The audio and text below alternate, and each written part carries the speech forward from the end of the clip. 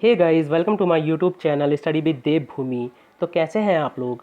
आज हम लोग इस वीडियो में देखेंगे सामान्य ज्ञान क्विज पार्ट 7। इस वीडियो में आपको सामान्य जीके के 20 महत्वपूर्ण एमसीक्यूज देखने को मिलेंगे जो आपके आने वाले एग्ज़ाम बीडीओ, बीपीडीओ, समाज कल्याण अधिकारी, पटवारी, बंदी रक्षक, उसके अलावा जो भी यूके ट्रिपल एससी के एग्ज़ाम होने हैं उन सभी के लिए ये सीरीज़ काफ़ी महत्वपूर्ण है।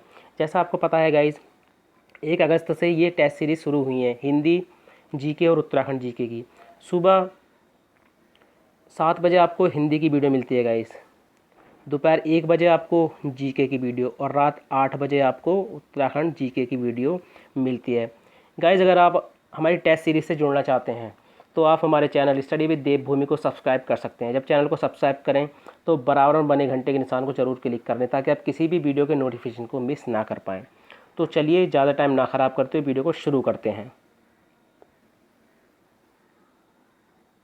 तो गाइस, आज का पहला क्वेश्चन देखिए, कल की वीडियो में जो पार्ट 6 था उसमें 8वें नंबर का क्वेश्चन था। ठीक है, द वेल्थ ऑफ नेशंस पुस्तक का प्रकाशन कब हुआ।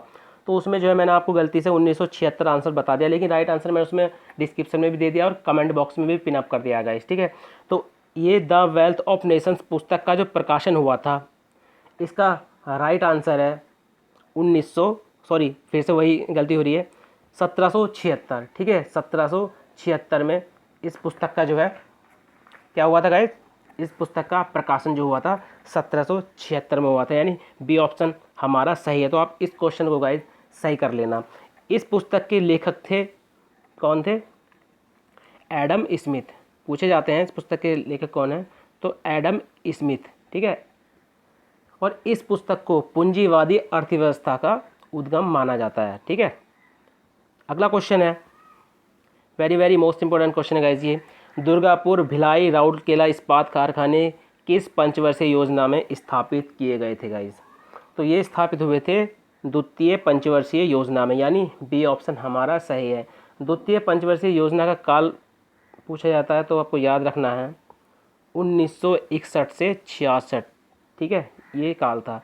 योजना का मॉडल पूछ सकता है आपको कि द्वितीय योजना का मॉडल क्या था, तो पीसी महालनोबिस मॉडल पर ये आधारित थी। इसमें जो वार्षिक दर रही थी वो 4.1% रही थी गाइज। अगला क्वेश्चन है, नीति आयोग की स्थापना कब हुई। तो गाइज, नीति आयोग की जो स्थापना हुई थी ये हुई थी 1 जनवरी 2015, यानी बी ऑप्शन हमारा सही है।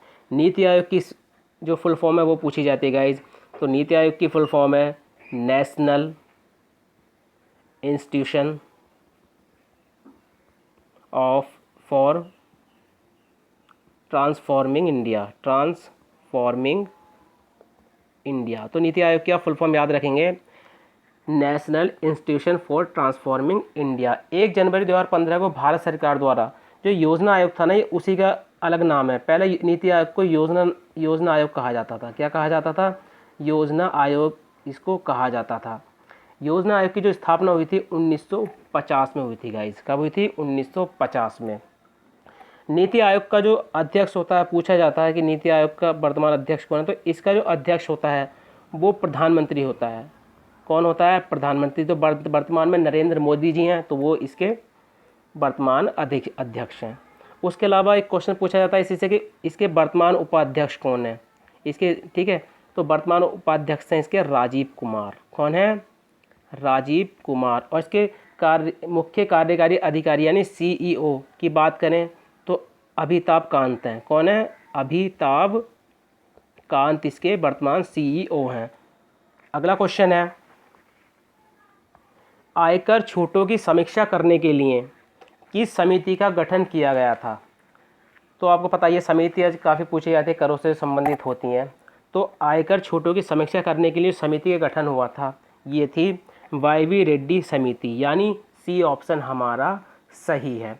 उसके अलावा देखिए एल के झा समिति जो थी, ये अप्रत्यक्ष कर को, ठीक है, अप्रत्यक्ष कर के लिए थी। ये अप्रत्यक्ष कर की जो समीक्षा करने के लिए थी उसके लिए ये समिति बनी थी। राजा चलिया समिति की बात करें तो ये कर सुधार के लिए बनी थी। ठीक है, कर सुधार के लिए बनी थी। केलकर समिति की बात करें तो प्रत्यक्ष एवं जो प्रत्यक्ष होता है ना उसके लिए बनी थी, प्रत्यक्ष एवं परोध करारोपण, इसके लिए ये समिति बनी थी गाइस। वैसे इसमें सबसे मोस्ट इंपॉर्टेंट जो है ये वाई बी रेड्डी वाली है गाइस। अगला क्वेश्चन है, सांख्य दर्शन के प्रवर्तक हैं। तो सांख्य दर्शन के जो प्रवर्तक हैं वो हैं कपिल, यानी बी ऑप्शन हमारा सही है। और दर्शन देखिए आपको हर एग्जाम में मिल जाएंगे देखने को। अगला क्वेश्चन है, महावीर ने अपना उपदेश किस भाषा में दिया था। तो महावीर ने अपना जो उपदेश दिया था वो दिया था प्राकृत भाषा में। ठीक है, आपको देखो ऑप्शन में प्राकृत भाषा ही मिल सकता है, या आपको प्राकृत भाषा ना देके क्या देगा, अर्धमागधी। क्या देगा गाइज वो, अर्धमागधी। ऑप्शन में आपको अर्धमागधी भी दे सकता है। देखिए महावीर जो थे जैन धर्म के 24वें तीर्थंकर 24वें थे। ठीक है, 24वें और अंतिम थे गाइज। इनके जन्म की बात करें तो इनका जन्म हुआ था 540 ईसा पूर्व।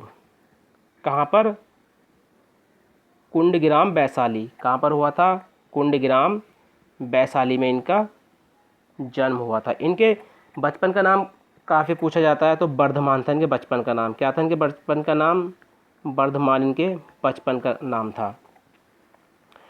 उसके अलावा इनके पिता का नाम भी पूछा जाता है, तो इनके पिता का नाम था सिद्धार्थ। क्या था इनके पिता का नाम, सिद्धार्थ इनके पिता का नाम था। माता इनकी त्रिशला थी। कौन थी इनकी माता, त्रिशला। पत्नी थी इनकी यशोदा। पत्नी कौन थी इनकी, यशोदा, क्योंकि पूछा जाता है इनका ये भी नाम। और पुत्री इनकी अनुज्जा प्रियदर्शनी। और दामाद थे इनके जामिल। अगला क्वेश्चन है, श्रीरंगपट्टनम की संधि का संबंध है। तो देखिए श्रीरंगपट्टनम की जो संधि का संबंध है ये है तृतीय आंग्ल मैसूर युद्ध से। तृतीय आंग्ल मैसूर युद्ध जो हुआ था ये हुआ था 1790 से 92 में। ठीक है, ये हुआ था। और ये किसके बीच में हुआ था, टीपू सुल्तान और अंग्रेज़ों के मध्य ही जो है ये युद्ध हुआ था, तीसरा वाला। और उस समय गवर्नर जनरल कौन थे, पूछ लेता है कि तृतीय आंग्ल मैसूर युद्ध के टाइम पर गवर्नर जनरल कौन थे। तो लॉर्ड कॉर्नवालिस थे। कौन थे, लॉर्ड कॉर्नवालिस थे।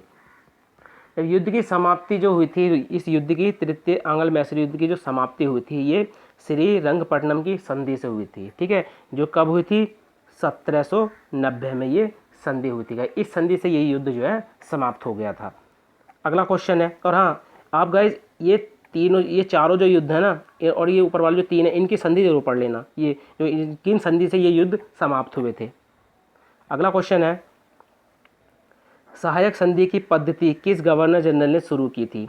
तो देखिए सहायक संधि की पद्धति जो शुरू की थी ये शुरू की थी लॉर्ड वेलेजली ने, यानी डी ऑप्शन हमारा सही है। लॉर्ड वेलेजली के काल आप जरूर याद रखना 1798 से 1805 तक जो है इनका कार्यकाल रहा था गाइज। क्योंकि इसके बीच में अगर कोई घटना से पूछते हैं उस समय गवर्नर जनरल कौन था तो आप आराम से बता सकते हैं। अगला क्वेश्चन है, खिलाफत दिवस कब मनाया गया। तो खिलाफत दिवस गाइस कब मनाया गया था, तो ये मनाया गया था 17 अक्टूबर 1919 में, यानी डी ऑप्शन हमारा सही है। देखिए खिलाफत आंदोलन भारतीय मुसलमानों का मित्र राष्ट्रों के विरुद्ध, विशेषकर जो था ब्रिटेन, ठीक है, ब्रिटेन के खिलाफ टर्की के खलीफा के समर्थन में था। ठीक है, टर्की के खलीफा के समर्थन में था, ब्रिटेन के खिलाफ था गाइस ये। अगला है माउंट एरबुस। ठीक है, माउंट एरबुस किस महाद्वीप का अकेला सक्रिय ज्वालामुखी है। Very very most important question है गाइस। तो ये है अंटार्कटिका का, यानी ए ऑप्शन हमारा सही है। देखिए इस महाद्वीप का लगभग 98% भाग जो है सदा बर्फ़ से ढका रहता है। ठीक है, और पूर्णतः हिमाच्छादित रहने के कारण इसे एक अन्य नाम से भी जानते हैं, वो पूछ लेगा कि श्वेत महाद्वीप किसे कहते हैं।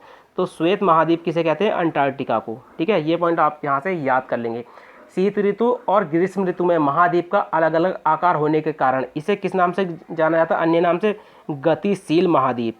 गतिशील महाद्वीप भी किसको कहते हैं? अंटार्कटिका को कहते हैं। देखिए अंटार्कटिका का सबसे ऊंचा पर्वत पूछा जाता है, एग्जामिनर पूछ सकता है कि अंटार्कटिका का सबसे जो ऊंचा पर्वत है, जो ऊंचा पर्वत है उसका नाम क्या है? तो विंसन मैसिफ, ठीक है, विंसन मैसिफ या मासिफ भी मिल जाएगा, लिखा हुआ कहीं कहीं आपको ये।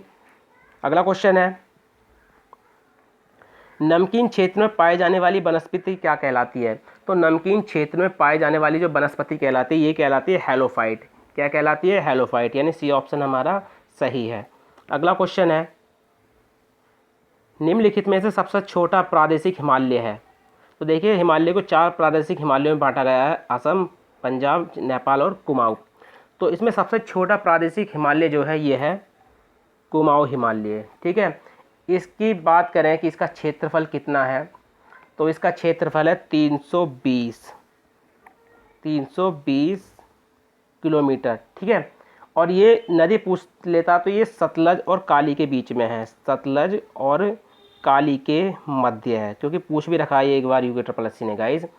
और इसमें सबसे बड़ा जो है ये नेपाल हिमालय है, नेपाल हिमालय है, जिसका जो 800 किलोमीटर में फैला हुआ है गाइज, ठीक है, 800 मीटर में फैला हुआ है। अगला क्वेश्चन है, केंद्रीय रेशम अनुसंधान केंद्र स्थित है? Very very most important question. तो केंद्रीय रेशम अनुसंधान केंद्र जो स्थित है ये स्थित है मैसूर में, यानी ए ऑप्शन हमारा सही है। अगला क्वेश्चन है, नाथपा झाकरी परियोजना किस नदी पर स्थित है गाइज? तो ये स्थित है सतलज नदी पर, सतलज नदी पर, वो हिमाचल प्रदेश में, ठीक है, हिमाचल प्रदेश में। अगला है, भारतीय यूनिट ट्रस्ट UTI की स्थापना कब हुई?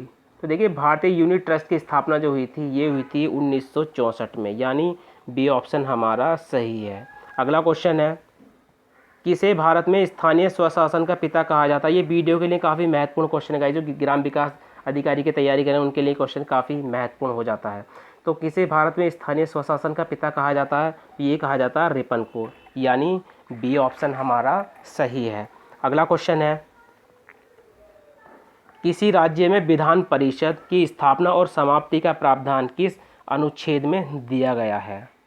तो गाइस ये दिया गया अनुच्छेद 169 में। ये भी very very most important question है गाइस ये। अगला क्वेश्चन है, अंतर्राष्ट्रीय मातृभाषा दिवस कब मनाया जाता है? तो देखिए अंतर्राष्ट्रीय मातृभाषा दिवस जो मनाया जाता है ये मनाया जाता है 21 फरवरी को। कब मनाया जाता है? 21 फरवरी को। अब देखिए 21 फरवरी को तो अंतर्राष्ट्रीय मातृभाषा दिवस हो गया। 21 जून को क्या हो गया गाइज? अंतर्राष्ट्रीय योग दिवस, ठीक है। अंतर्राष्ट्रीय योग दिवस कब मनाया जाता है? 21 जून को। 10 जनवरी को क्या मनाया जाता है? विश्व हिंदी दिवस। 10 जनवरी को क्या मनाया जाता है? विश्व हिंदी दिवस जो है वो 10 जनवरी को मनाया जाता है, और 14 सितंबर को हिंदी दिवस मनाया जाता है। अगला क्वेश्चन है, कंप्यूटर भाषा फोर्ट्रॉन का विकास किसने किया? Very very most important question है गाइज ये। तो कंप्यूटर भाषा फोर्ट्रॉन का जो विकास किया था, ये विकास किया था गाइज JW वेकस ने, यानी बी ऑप्शन हमारा सही है। अगला क्वेश्चन है गाइज, पोलो खेल में कितने खिलाड़ी होते हैं? तो देखिए पोलो खेल में जो खिलाड़ी होते हैं ये होते हैं टोटल 4, यानी बी ऑप्शन हमारा सही है। उसके अलावा 2 खिलाड़ी जो होते हैं ये होते हैं टेबल टेनिस में, टेबल टेनिस, ठीक है, सॉरी, 2 जो होते हैं खिलाड़ी ये होते हैं टेबल टेनिस, जो होता है टेबल टेनिस, उसमें होते हैं 2 खिलाड़ी। 7 खिलाड़ी देखिए ये काफ़ी पूछा जाता है। एक तो देखिए कबड्डी में भी 7 होते हैं, और एक होता है वाटर पोलो, ठीक है, वाटर पोलो, उसमें भी 7 होते हैं। एक होता है नेट बॉल, उसमें भी 7 होते हैं। 9 किस किस में होते हैं गाइज? देखिए 9 होते हैं वेब बेसबॉल में, जो होती है बेसबॉल उसमें 9 होते हैं, और एक होता है खो, ठीक है, खो, इसमें भी 9 खिलाड़ी होते हैं। तो गाइज ये थे आज के 20 महत्वपूर्ण सामान्य ज्ञान के क्वेश्चन जो आपके आने वाले एग्जाम में आपकी काफ़ी मदद कर सकते हैं। गाइज अगर आपको वीडियो 1% भी अच्छी लगती है तो वीडियो को आप ज़्यादा से ज़्यादा शेयर करें, ठीक है, व्हाट्सअप, फेसबुक, और वीडियो को लाइक कमेंट जरूर करें। तो चलिए मिलते हैं अपनी नेक्स्ट वीडियो में। Thank you for watching.